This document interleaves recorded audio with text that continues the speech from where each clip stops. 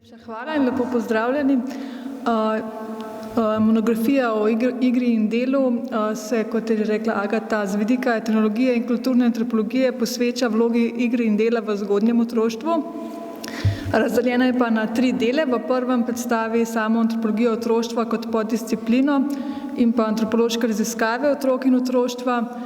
Potem drugi del predstavlja nekakšno sintezo del z področja slovenske etnologije, deloma tudi zgodovine, na podlagi katere predstavim, kakšna je bila vloga dela in igre v otroštvu skozi 20. stoletje. Tretji del pa predstavlja izsledke etnografske raziskave v 2 vrtcih v letih od leta 2010 do 2013, in sicer v ruralnem in urbanem okolišu. Predstavljeni so pa različni vidiki, tako vidik vzgojiteljic, staršev, družinskega življenja in pa tudi otrok samih.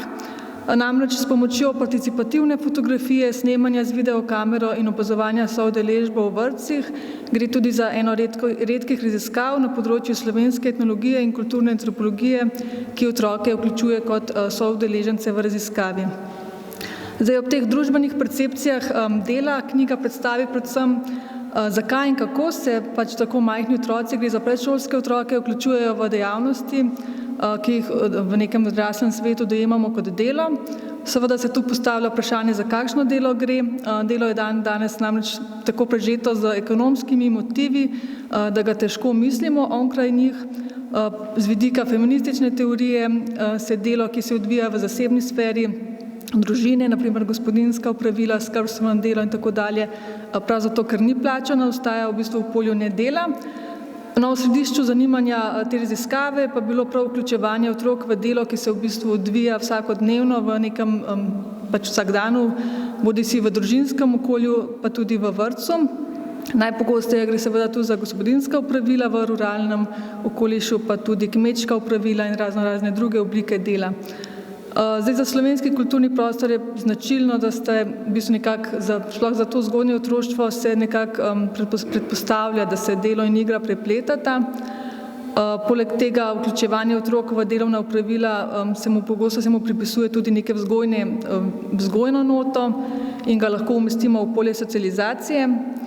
Po mnenju sogovornikov, na primer, naj bi skozi vključevanje v ta delovna opravila otroci pridobili delovne navade, veščine potrebne za življenje, postali naj bi samostojni, razvili občutek odgovornosti, dolžnosti, sodelovanja, neke medsebojne pomoči. Je pa to tudi lahko nek čas, ki ga skupaj preživijo starši in otroci oziroma otroci v vrtčevski skupini, tako da se tu razvija tudi občutek pripadnosti in pa neka pozitivna samopodoba in občutek ponosa. Kot sem rekla, sem vključila tudi perspektive otrok. Zdaj že 4-letni otroci, na primer, ločujejo med igro in delom kot 2 ločenima dejavnostima, vendar se je nekako izkazalo, da je pa v bistvu neka bistvena funkcija v tem raziskovalnem kulturnem okolju pravzaprav enaka. Tako delo kot igra lahko predstavljata način, kako otroci vzpostavljajo odnose, ustvarjajo pomene v sebi in v svetu, raziskujejo zmožnosti človeške izkušnje, odkrivajo, ustvarjajo ter uživajo v skupnem udejstvovanju.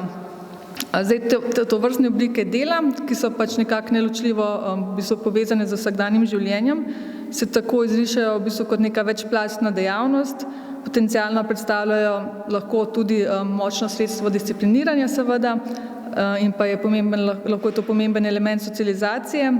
Lahko predstavljajo dejavnost, ki je vir zadovoljstva ali frustracij, organsko vpeta v odnose in neločljivo povezana z življenjem samim.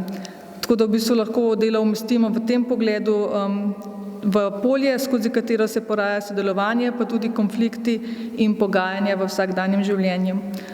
Za konec bi pa mogoče samo še v tej priložnosti vas povabila tudi na fotografsko razstavo, ki bo tu v atriju ZRC na ogled med 19. majem in 8. junijem.